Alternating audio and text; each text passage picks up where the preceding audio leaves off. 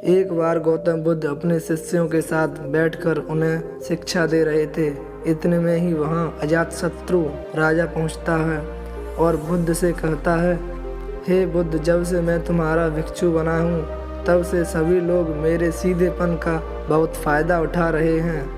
आपका भिक्षु बनने से पहले मुझसे लोग बहुत डरते थे, क्योंकि तब मैं बहुत क्रूर राजा था और किसी को भी मृत्यु दंड देने में क्षण भर का भी समय नहीं लगाता था। आपका भिक्षु बनने के बाद अब मेरा मन इन कामों को करने को तैयार नहीं होता और मैं सभी लोगों को प्रेम करना चाहता हूँ, परंतु कुछ लोग इस बात का गलत फ़ायदा उठा रहे हैं और इससे मेरी प्रजा को खतरा है। मेरे शासन में बहुत दिक्कतें आ रही हैं, अब बताएं मैं क्या करूं। तब बुद्ध उसे एक कहानी सुनाते हैं। एक बार एक भिक्षु गांव से गुजर रहा था। उस गांव में एक बहुत बड़ा पीपल का वृक्ष था। चलते चलते भिक्षु बहुत थक गया था। उसने सोचा कि उस वृक्ष के नीचे थोड़ा विश्राम कर ले।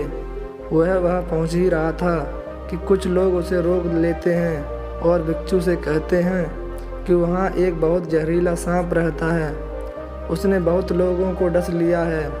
वह इतना खतरनाक है कि जो भी उसके सामने आता है वह उसे जिंदा नहीं छोड़ता।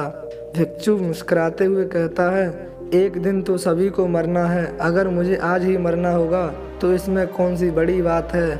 आप मेरी जरा भी चिंता ना करें और मुझे आज्ञा दें। भिक्षु वहाँ से चल देता है और पेड़ के नीचे अपना आसन बिछाकर बैठ जाता है। थोड़ी ही देर बाद उसके सामने सांप आता है और उससे कहता है, क्या तुम्हें मुझसे डर नहीं लगता?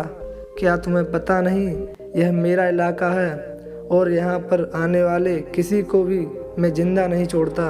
तब भिक्षु उसे बहुत ही प्रेम के साथ कहता है, इसमें डरने वाली कौन सी बात है?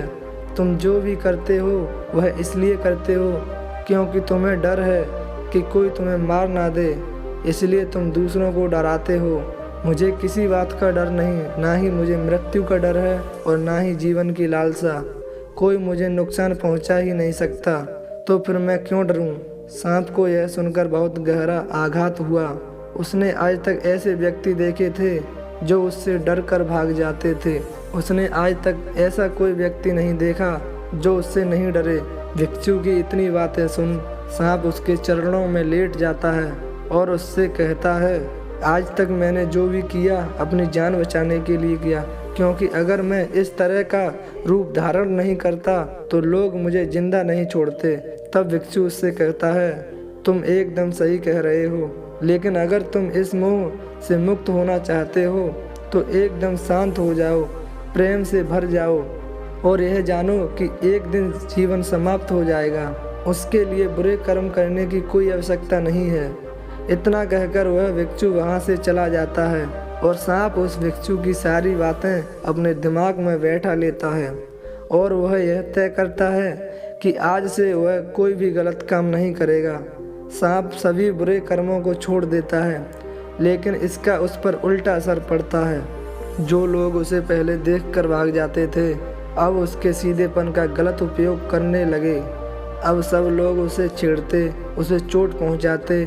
अब सांप बहुत दुखी रहने लगा और बहुत ज़्यादा चोट से ग्रस्त रहने लगा।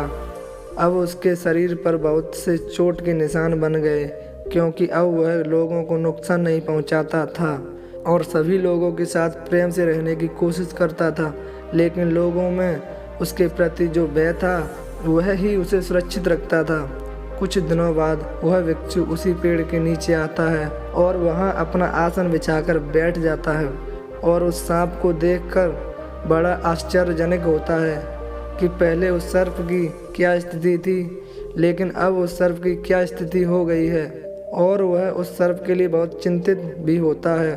भिक्षु को देखकर सांप कहता है, हे भिक्षु, जब से आपने मुझसे कहा कि शांत हो जाओ और प्रेम को अपनाऊं, तब से लोगों ने मुझसे बहुत गलत व्यवहार करना शुरू कर दिया, जिससे मुझे जीवन जीने में बहुत कठिनाई हो रही है।